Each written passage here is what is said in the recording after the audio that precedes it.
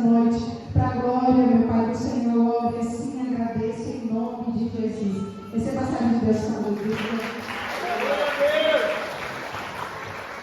Glória a Deus. Aos irmãos do Pai do Senhor, amém? Amém, igreja? Glória a Deus. Abra sua Bíblia comigo. Aleluia. 1 Crônicas. Deus, maravilha. Glória a Deus. Capítulo 15.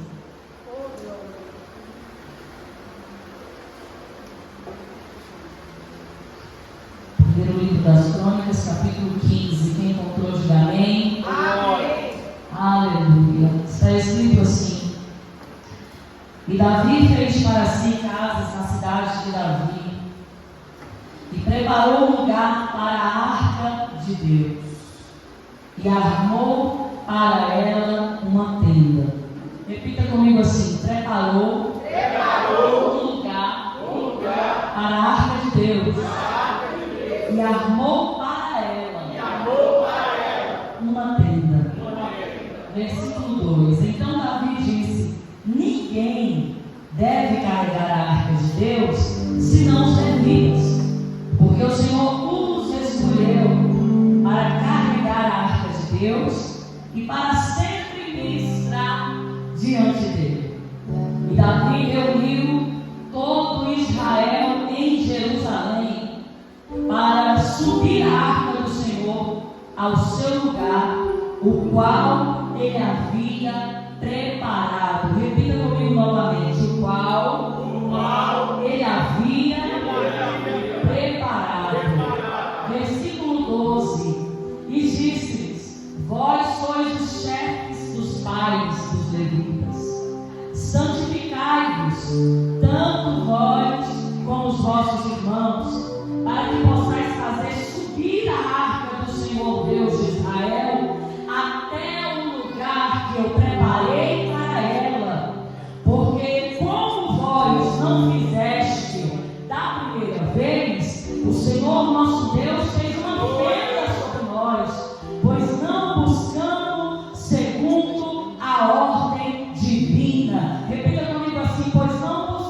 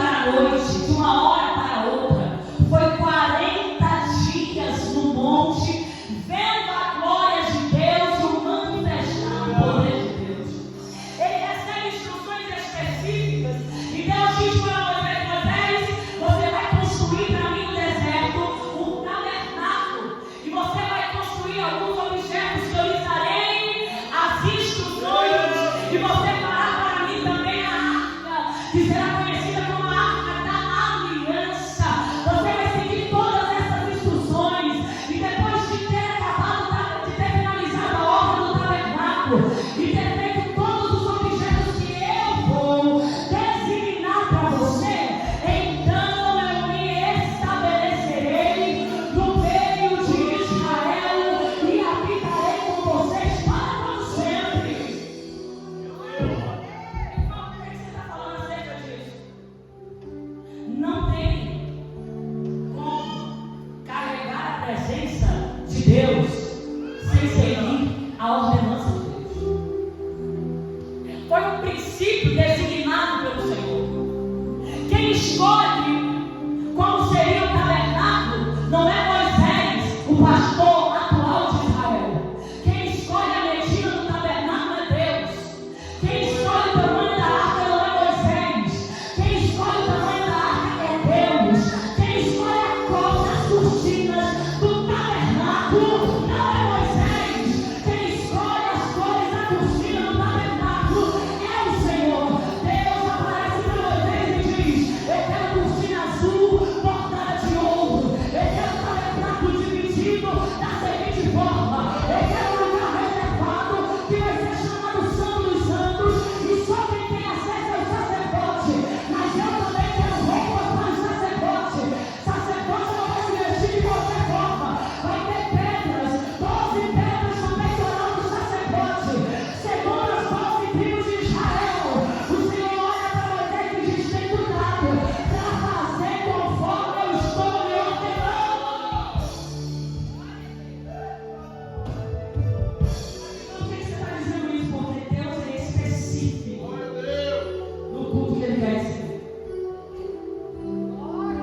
Nós vivemos em uma época que nós achamos que nós que escolhemos o culto, que nós que ditamos as ordens do culto, que nós que escolhemos a liturgia do culto. E alguém vai olhar e vai dizer: o culto não foi bom por causa da pastora, por causa do pastor, por causa do pregador, por causa da equipe de louvor. Não, o culto não foi bom porque alguém saiu de casa sem projeto, alguém saiu de casa sem preparo e entrou aqui tentando pegar carona em alguém que se preparou para receber. É por isso que você não pode medir a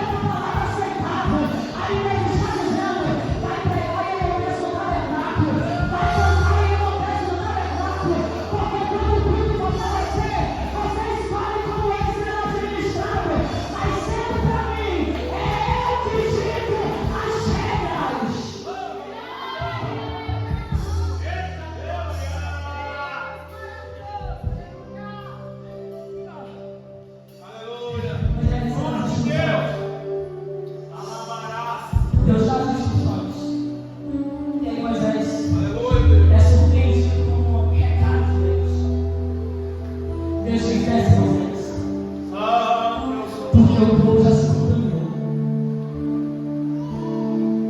Peça Moisés, porque o povo está prestando culto para um Deus que não sou eu. Moisés desce, que a história que nós conhecemos para resumir. Alguns haviam se rebelado e haviam feito bezerro de ouro para adorar no deserto. Aleluia! Nós vemos um dia que às vezes a gente tem dias que a gente quer passar a mão na cabeça.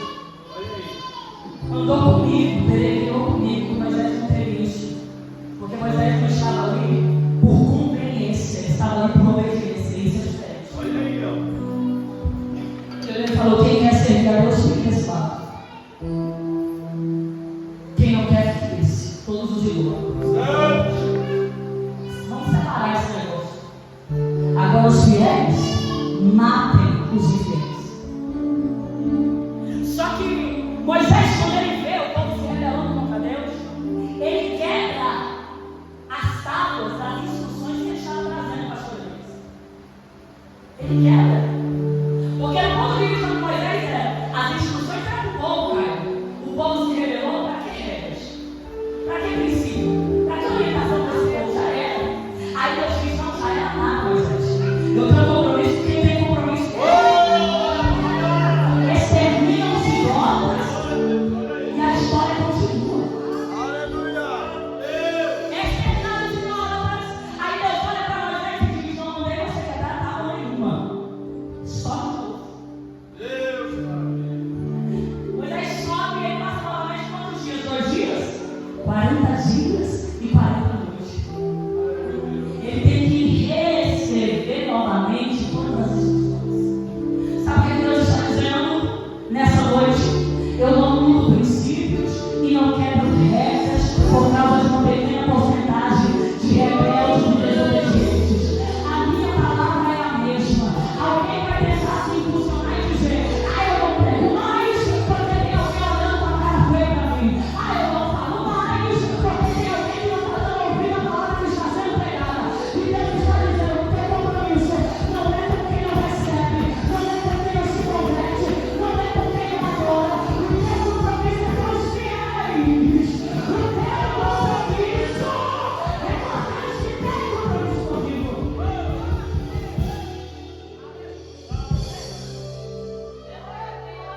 Faz o tabernáculo, Moisés, do meu jeito. Quem que dá as instruções do tabernáculo? Moisés ou Deus? Os irmãos não falam. Quem que dá as instruções do tabernáculo? Moisés ou Deus? Quem que escolhe a medida da arca? Moisés ou Deus? Quando o tabernáculo está pronto, a arca está pronta. Eu vou dizer algo interessante que cabe até aqui na terra, para a situação que nós estamos vivendo. De construção de igreja. Cabe, irmão, cabe. Quando Moisés desce pela segunda vez, o povo está com o coração temeroso, pastor Giovanni. Porque aonde tem correção tem temor. Aleluia, Deus! Se Moisés não tivesse obedecido à voz de Deus e matado os rebeldes, quando ele descesse, haveria o dobro de rebeldes. Deus está dizendo que o mal é para ser cortado pela raiz, não é para ser apagado. E desce novamente aquele povo, estão quebrantados, e eles ouvem Moisés e dizem: Moisés, nós estamos aqui para fazer conforme a ordenança do Senhor. Tudo que você falar, nós não iremos fazer. O Senhor diz para Moisés: pede oferta para o povo. Ouro, prata, bronze. Tragam para construir o tabernáculo e os utensílios da casa do Senhor. É bíblico, irmãos. Custeados para a obra do Senhor. Aleluia! Você acha que o ouro naquela época veio de jardim? De pendurado no trono?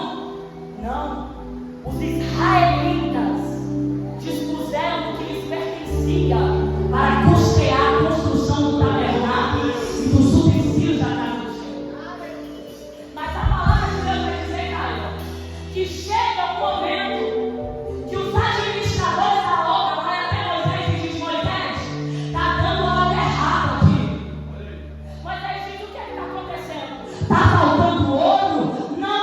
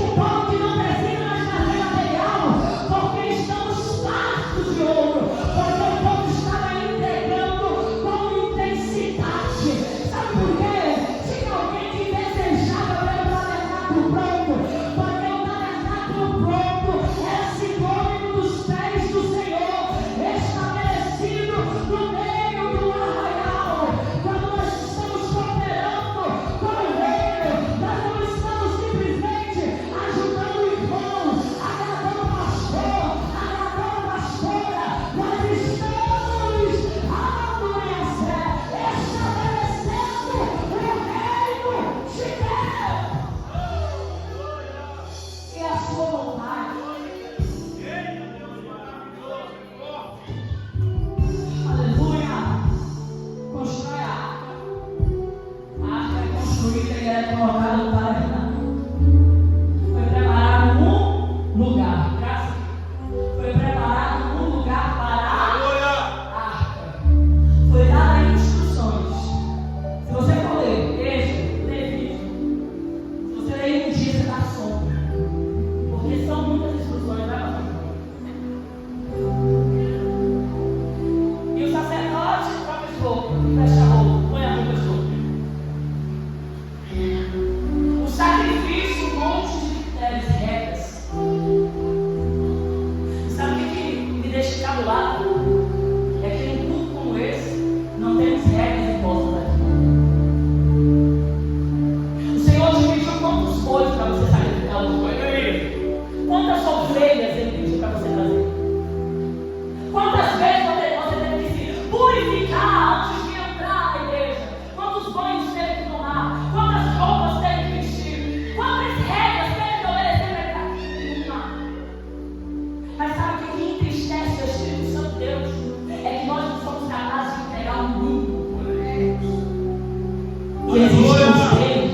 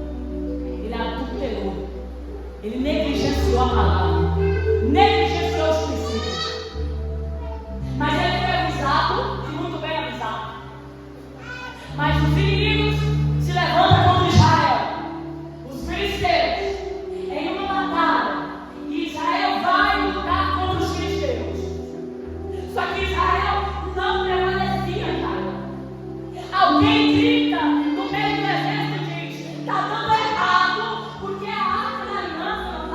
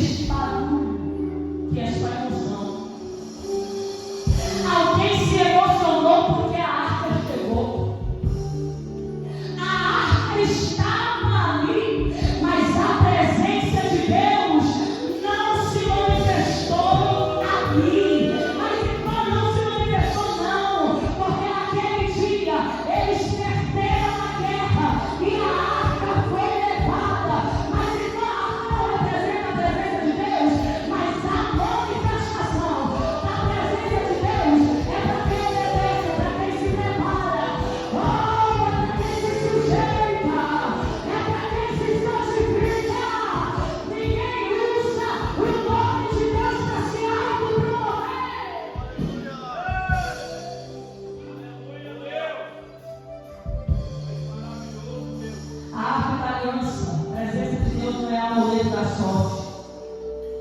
Para você conquistar o que você quer. Não é. O povo de Israel estava tratando a arca da aliança como se fosse um amuleto de sorte. Traga a arca da aliança e nós teremos vitória. A presença de Deus não é amuleto.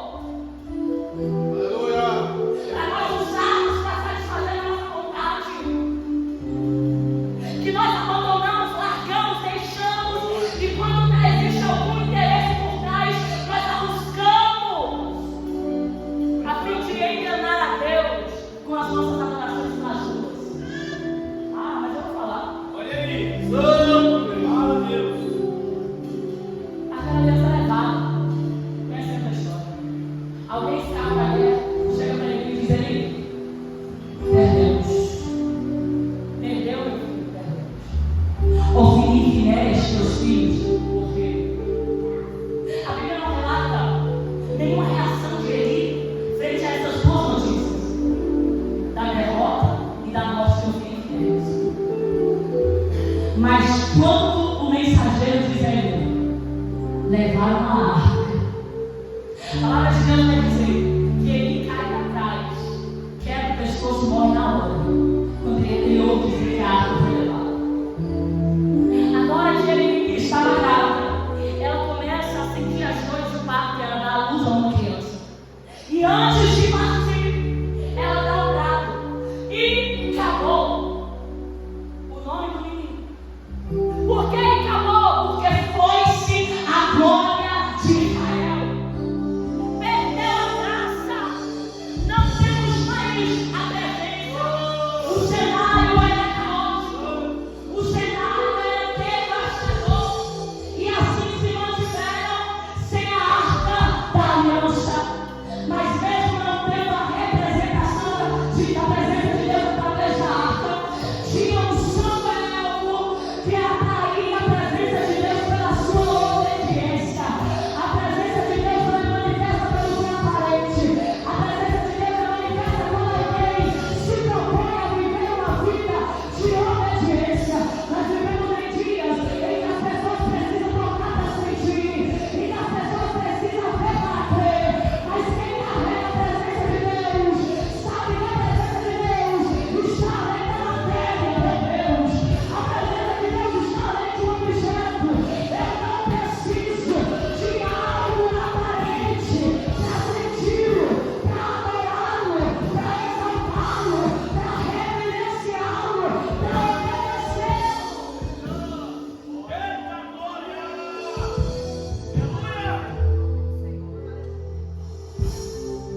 Percebe-se? Deus.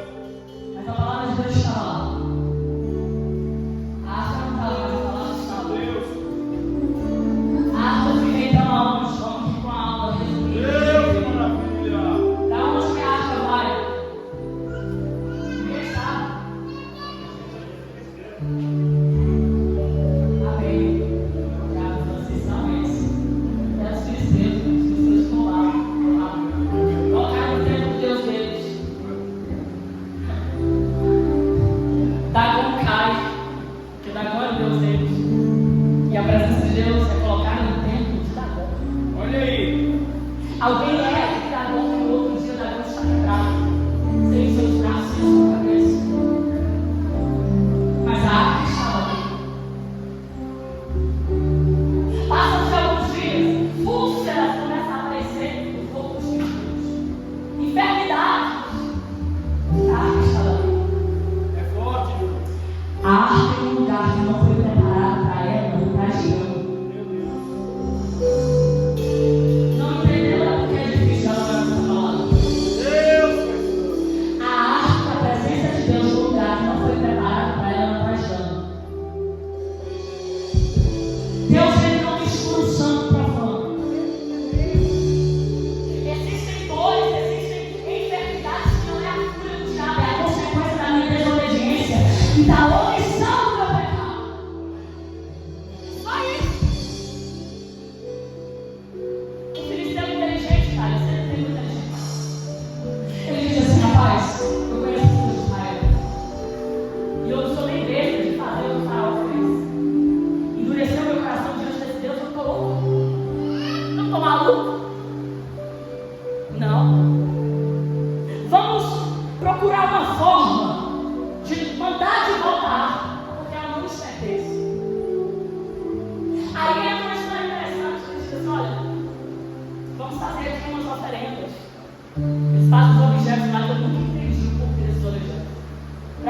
objeto de ouro em formato de um ser. Pensa uma obra de arte comigo, né, Caio?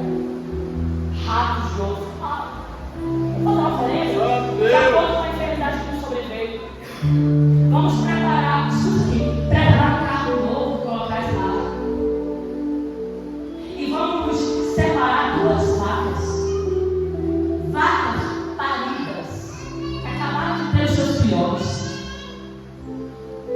Aí alguém vai dizer assim, vamos fazer prova aí com esse Deus. Porque vaca parida não abandona o filhote. Ela não desapega do seu filhote. Pelo contrário, tem algumas que até esconde. Ninguém chega perto, né, pastor? Eu não entendo muito de vaca, meu pai sente. Meu pai disse que assim, se a vaca dela não for dizer ele ficar doente, algo do tipo, ela não deixa a pessoa pegar para tratar, pelo contrário, ela vai esconder o bezerro mal. Porque é apegada ao filhote. Eles dizem assim, vamos pegar duas vacas que tiveram filhote recentemente. A gente vai colocar essas vacas, vamos colocar os carros nessas vacas, colocar a arca. Se elas seguirem em direção a Betsêmes, sem olhar para a direita e nem para a esquerda, saberemos que foi Deus. Mas se elas rejeitarem aí, foi fruto do acaso. Dagom caiu por um acaso, Dagom se quebrou por um acaso, a enfermidade veio por um acaso, e Deus está olhando, não foi por um acaso.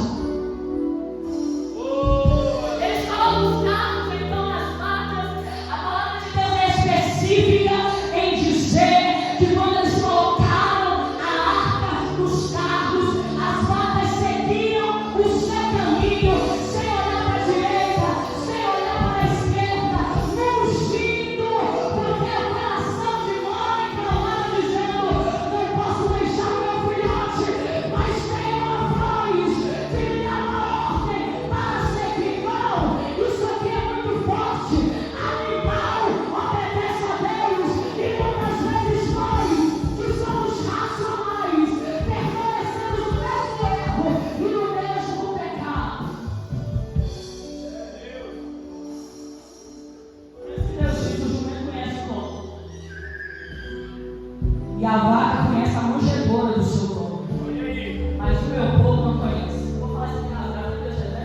Tem gente que é pior que o jumento. Olha aí. Foram. Chegaram a Betsêmes. Betsêmes é território israelita. A arca agora está em território israelita. Aleluia, Deus. A palavra do Senhor vai dizer então que quando a arca chega em Betsêmes, os homens que estavam ali festejam a chegada da arca. Fazem festa. Alguém diz, a arca da aliança está de volta. Imediatamente eles pegam os carros. Como é bom encontrar uma oferta pronta, né? Pegam as vacas e oferecem as vacas em sacrifício com a queima das carroças. Como é bom oferecer uma oferta que não nos custe nada, né, pastor? Desse jeito. Ofereceram sacrifício porque estavam felizes, porque a arca estava de volta. Deus, Pai Santo. Só que a história vai dizer, vai ser um, tá bem? Vai pregar aqui. A palavra de Deus vai dizer que alguns homens curiosos olham para dentro da arca. Escuta aqui. Alguns homens curiosos, deixa eu me contar. Alguns homens curiosos olham para dentro da arca. Sabe o que acontece? 50 mil são feridos e 70 mortos. Porque uma das instruções dadas pelo Senhor a Moisés era que ninguém poderia olhar para a arca. Ninguém poderia olhar para dentro da arca. Peraí, deixa eu te dizer uma coisa. A presença de Deus não é para curioso. A presença de Deus é para obediente. Tem gente morrendo, tem gente sendo ferido, tem gente decepcionada.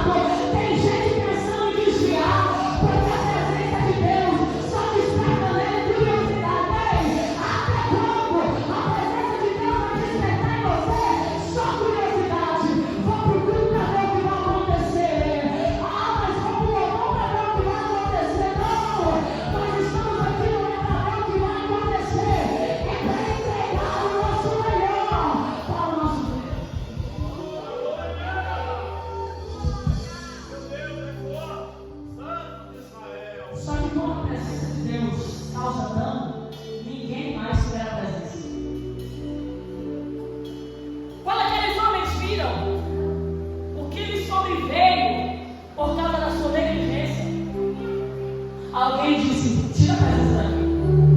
Manda alguém buscar. Sabe por quê, Caio? É mais fácil me afastar da presença do que me submeter. Sabe por quê, igreja? Tem pessoas que preferem viver sem a presença do que se submeter.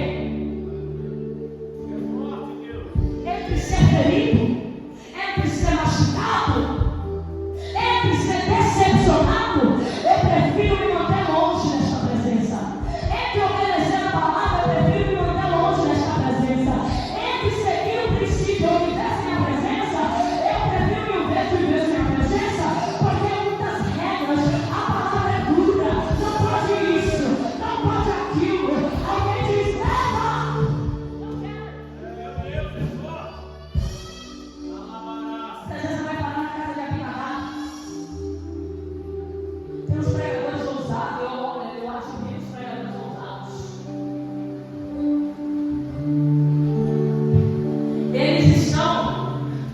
Eles já passaram da teologia. Porque eles falam coisas que nem a teologia explica, presidente. Olha aí. Eu não sou contra a teologia, eu sempre falo isso. Teologia é estudo de Deus. Não sou contra o estudo das línguas hebraicas ou grego, porque a Bíblia é escrita em hebraico e grego. Mas tem umas coisas que fogem da lógica. Nós vamos ouvir pregadores dizer que aquela arca da aliança ficou 20 anos na casa de Abinadá e não aconteceu nada. Meu filho, esses 20 anos não morreu ninguém, está no burro. Fração de minutos, 50 mil é ferido, 70 morre. 20 anos na casa não, ninguém morre. Olha aí, ó. Eu tenho vitória maior que essa. 20 anos.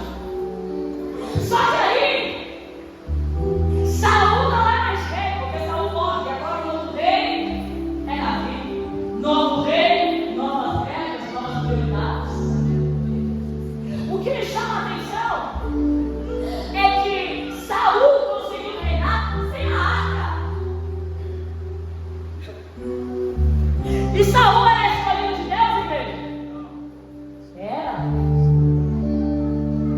Foi o Senhor que escolheu Saul. Alguém vai dizer que quem escolheu Saul foi o povo. Mentira. O povo pediu o rei, mas quem escolheu o rei foi Deus. Só que Deus, ele pode te escolher. Ele pode me escolher. Mas o que eu entrego para ele sempre será voluntário, porque ele não escolheu fazer nenhuma entrega. Meu Deus, olha isso. Em nenhum momento Deus aparece para Saul e diz: Saul, vai buscar a arca, rapaz. Traz a arca para você. Eu te escolhi, tu é escolhido, tu é ungido. Inclusive, em uma guerra com os filisteus, que nós vamos ver Saul mencionar a arca. A guerra está lá, sendo travada, ele ouve o rumor da guerra, está prestes a entrar na guerra. Aí ele olha para o sacerdote e diz assim: vão lá buscar a arca.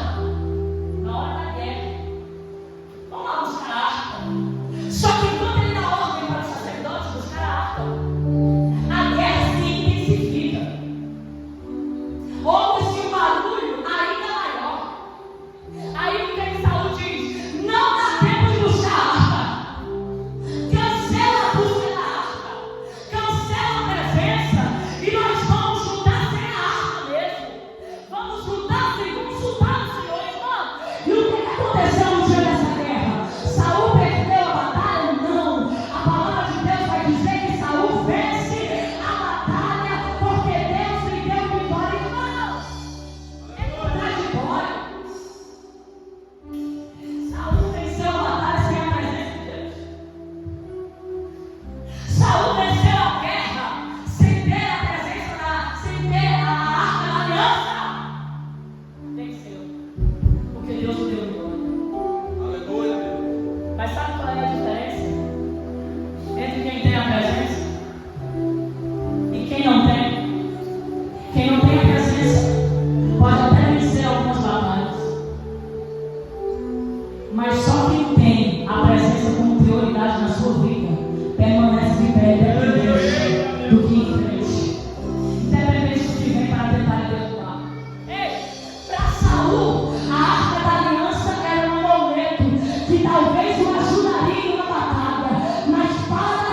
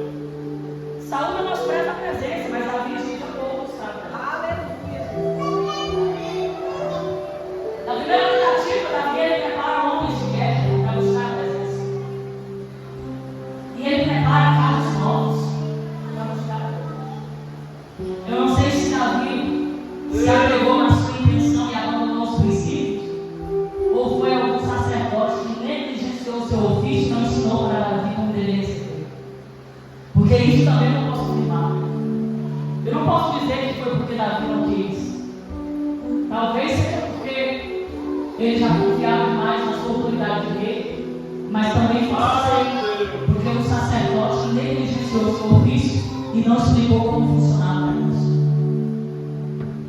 Perceba que o que eu estou pregando nessa noite é que alguém serviu uma linha sucessória.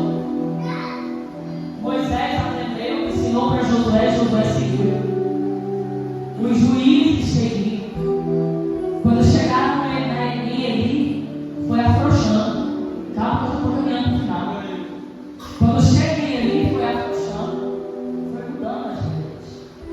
Quando chega em Davi, tem um sacerdote que não dá tanta atenção às instruções que ele recebeu dos seus antepassados. Isso aqui agora vai chegar para nós. Porque tem gente pensando que o tempo muda princípios. Tem gente pensando que a modernidade muda a palavra. Tem gente pensando que porque os tempos estão mudados, a palavra se adequa à mudança dos tempos. Não. É por isso que tem muito tempo luxuoso sem a presença. Porque estão pensando que existe algo que pode substituir a presença de Deus. Alguém vai escolher um carro novo para carregar a arca da aliança. Vamos escolher o melhor carro. Pode ser o melhor carro, pode ser banhado a ouro. Deus está dizendo e orando, está infringindo o princípio. Não é para ser carregado em carro, é para ser carregado nos ombros. Não é para ser carregado por boi, é para ser carregado por gente. Porque que vai chegando a nova geração e vai abandonando os princípios. Aí alguém vai dizer, alguns anos atrás, Jesus curava, Jesus libertava, batizava com o Espírito Santo. Agora não tem mais manifestação de poder.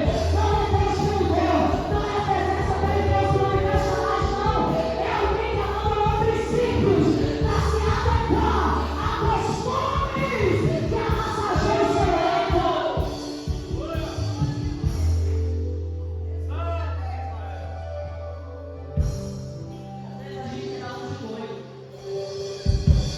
Deus nem vai perceber que não é levita, porque o cara não.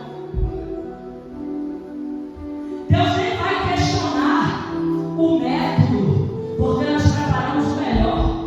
Irmãos, para Deus não tem esse negócio. Se não foi o melhor, foi o mais caro.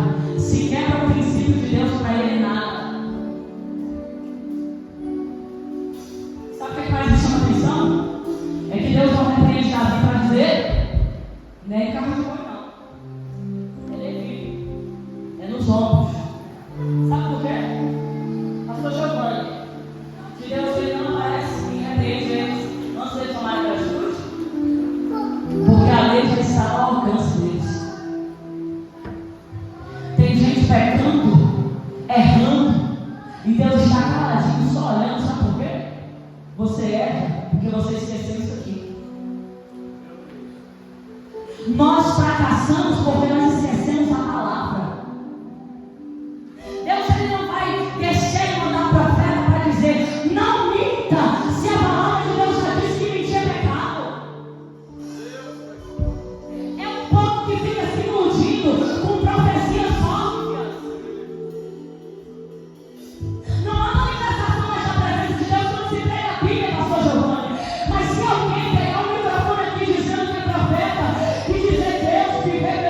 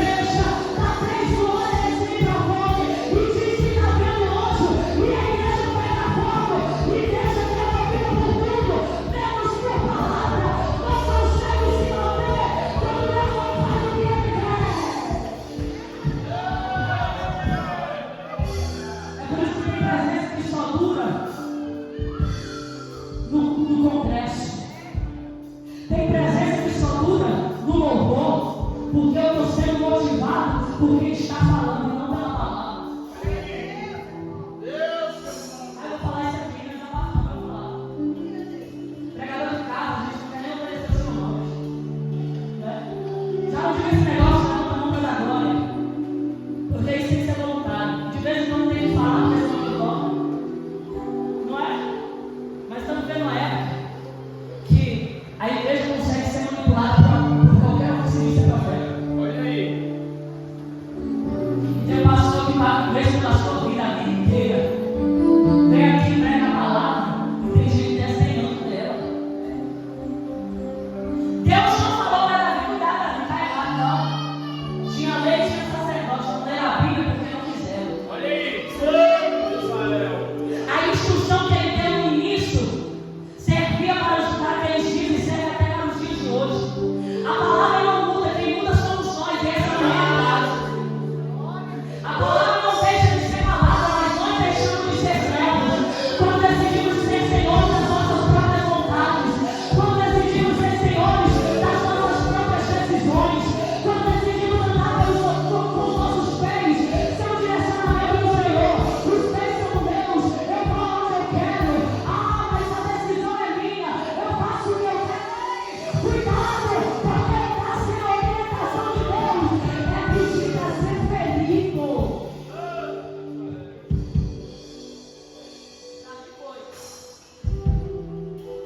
A instrução não é para pegar o valente, a instrução é para pegar sacerdote. Ninguém busca a presença com espada e escudo. Não. Preparar os carros de boi, Deus deixou preparar os carros de boi. Preparar os bois, Deus deixou preparar os bois. Tiraram uma arca, um carro de Abinadab, para levar para Jerusalém. O culto começou. Tinha louvor. Tinha pessoas dispostas a conduzir a arca da aliança. Tinha alguém que desejava trazer a presença para o centro de Jerusalém. Tinha alguém com boas intenções. Só que chegou um certo momento que o carro de boi balangou. Balançou, pastor Giovanni. Sacudiu. E aí vem alguém com uma boa intenção, vem usar quem me ouve diz amém. E mais com essa paralela eu chamo pelo nome, que hoje eu estou enjoado. Principalmente das jovens. Em nome de Jesus. O carro sacudiu. E parecia que a arca da aliança ia cair. E o Zá coloca as suas mãozinhas com uma boa intenção. E Deus lhe faz uma rotura, uma brecha, uma abertura. Deus mata o sacerdote. Mas irmão, ele só queria segurar a arca. Mas o princípio de Deus é ninguém toca. Irmão, mas o que ele não queria deixar a arca cair? Mas a arca estava caindo. É porque alguém estava manuseando da maneira incorreta.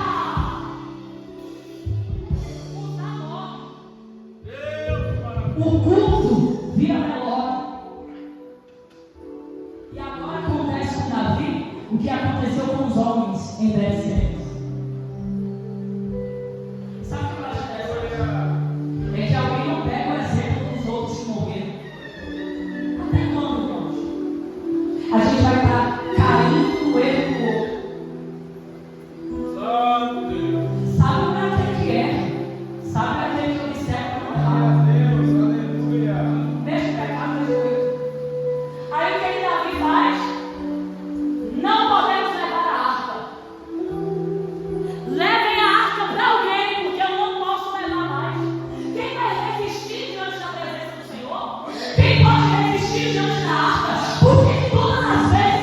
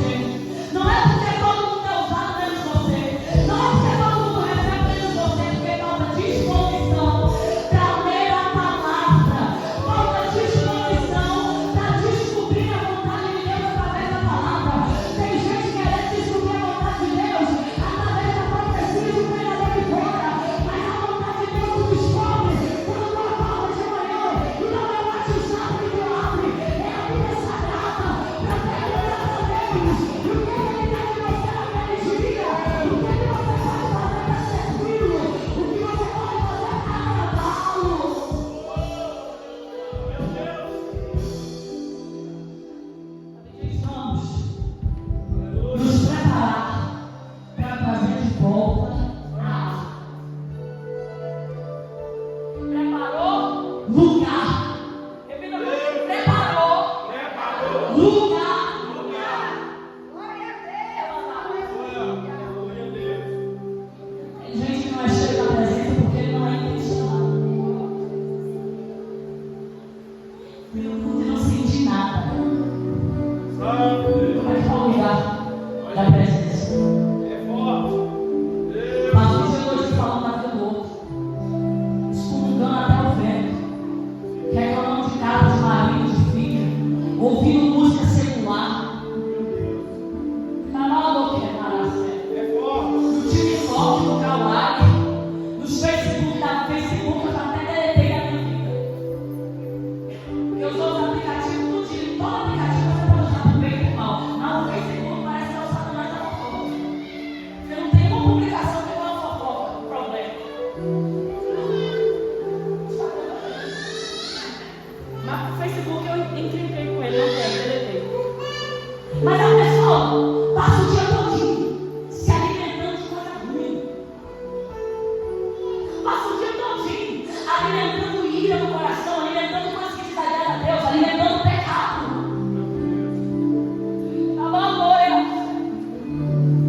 Acorda de manhã, não tem coragem de fazer uma oração. Na casa dele não se ouve um louvor. Os filhos querem ir embora, o esposo quer deixar, a esposa quer deixar, porque dentro de casa é um terror. Mas quando chega na igreja, levanta a mão para dizer: entra na minha casa, entra na minha vida. E Deus está dizendo: eu vou tentar entrar na tua casa, mas vai ao teu espaço. Eu vou tentar entrar na tua família, mas vai ao teu espaço. A transformação que eu quero fazer depende da abertura que você está disposto a dar para mim. A transformação que você quer depende da verdade que você está disposto a entregar para a instituição. A melhor coisa é reconhecer. Davi não culpou o Sal. Davi não culpou os sacerdotes. Ele disse: nós fomos feridos porque não fizemos segundo a palavra do Senhor, que foi a palavra do meu Deus na minha vida. Nós fomos feridos porque não obedecemos a palavra. Nós fomos feridos porque nós rejeitamos as instruções. Nós fomos feridos porque nós infringimos os princípios da palavra. É por isso que o Senhor nos feriu. O Senhor não nos feriu porque somos ruins. O Senhor não nos feriu porque a ideia de buscar a arca era ruim. Não. O Senhor nos feriu porque a nossa boa intenção não foi capaz de cumprir a nossa desobediência. Boas intenções não encobrem pecados de omissão. Boas intenções não encobrem desobediência. Deus está dizendo: pode ser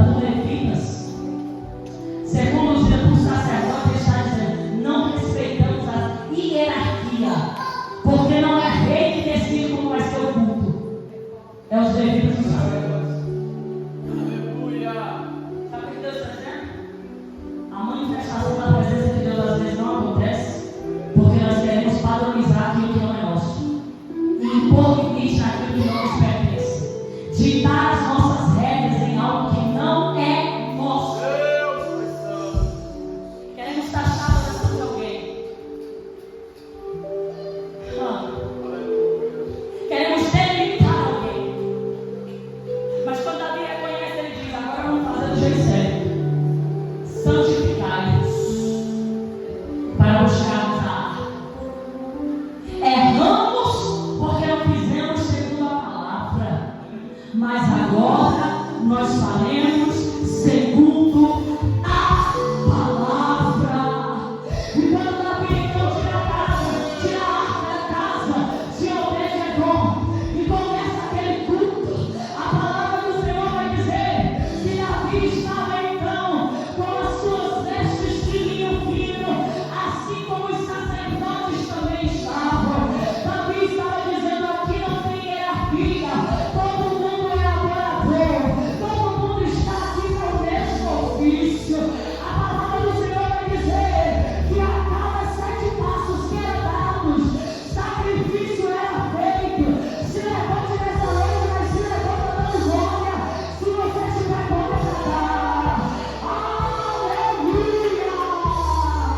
A presença de Deus, ela não muda porque você mudou. Os critérios para carregá-la não é mudada porque você mudou. Os princípios do Senhor não é revogado porque você negociou os seus.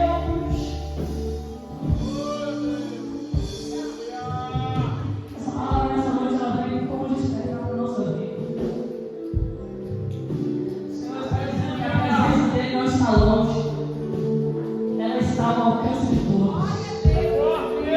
E a busca verdadeiramente. Eu convido você a orar comigo nessa noite para nós encerrarmos. Eu posso transmitir para você o que eu estou sentindo. Eu não posso dar a glória certa, lhe obrigar a sentir o meu sofrimento. Eu não posso impor a você a minha visão. Mas o que eu posso te dizer nessa noite é na proporção que você entrega, é a mesma proporção que você recebe. Espírito Santo de Deus, diante da tua palavra, Senhor, que é viva e eficaz. A tua palavra que é mais penetrante do que qualquer espada de 2 gumes, que penetra até a divisão da alma e do espírito, ossos e medulas, e é apta para discernir pensamentos e intenções do coração. Vai sondando corações aqui nessa noite. A tua palavra que é imutável e inerrante. A tua palavra que não precisa ser atualizada porque nunca envelhece. Os teus princípios, meu Pai, que são perfeitos, neles não há erro, não precisa de uma emenda constitucional, porque os teus princípios são perfeitos. Nós não precisamos, Senhor, insistir para que eles sejam adequados a nós, porque eles não podem mudar por causa da nossa relutância. Mas nós que precisamos nos sujeitar a eles, se quisermos vivermos verdadeiramente a totalidade de todas as promessas que o Senhor nos fez. Oh, Espírito Santo de Deus, nessa noite eu te convido a levantar as tuas mãos e adorar ao Senhor. Não adorar porque eu estou fingindo, não adorar porque você está sendo impulsionado por alguém, não, mas adorar porque de alguma forma a palavra tocou o teu coração, de alguma forma o Senhor te despertou nessa noite. Essa oração. Será que você pode encerrar essa oração pedindo para que o Senhor faça de novo? Dizendo para o Senhor: Senhor, eu estou disposto a voltar. Eu estou disposto a voltar, porque eu entendo por meio da tua palavra, Senhor, que quando nós fugimos dos teus princípios para fazer a nossa vontade e não a tua, nós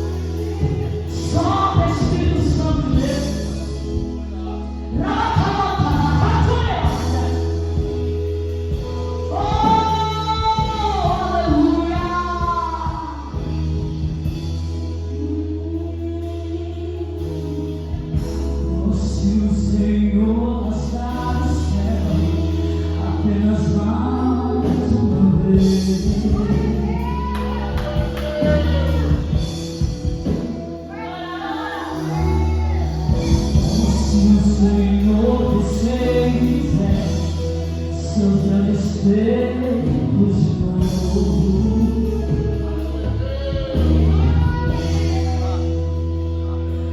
E como os tempos passados, possa pegar sua voz, ó Deus de Deus,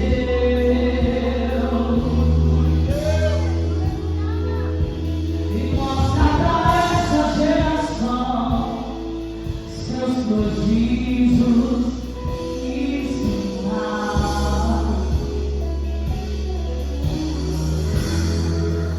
E vem mais uma vez e faz tudo.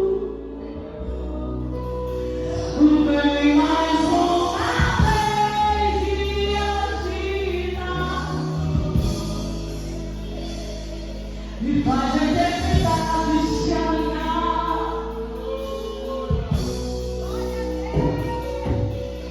E na terra nós que somos proclamamos a viva luz, a viva luz, a viva luz, Senhor. É meu coração, ofereça de conforto. É meu coração, ofereça de sentimento. Ensina-me a clamar e a suplicar até que o Senhor venha.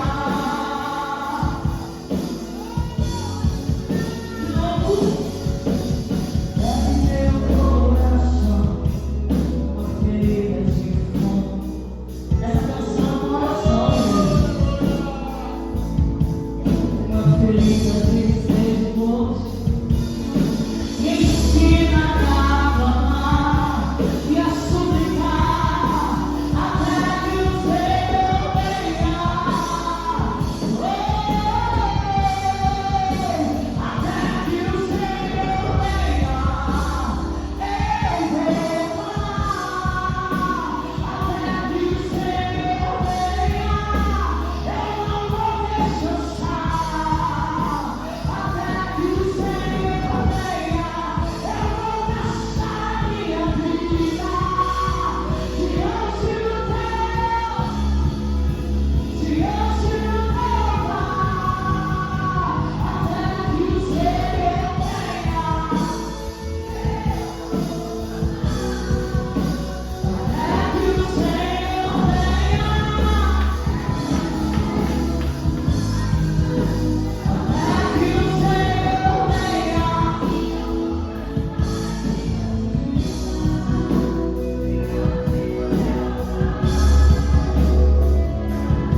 Essa pessoa que está sendo cantada, e nós encerramos aqui de verdade. Olha o que você está dizendo para ele. Está falando aqui nessa noite sobre verdade, sobre eu falar de fato do que eu estou sentindo, e não falar de algo porque eu estou sendo impulsionado por alguém.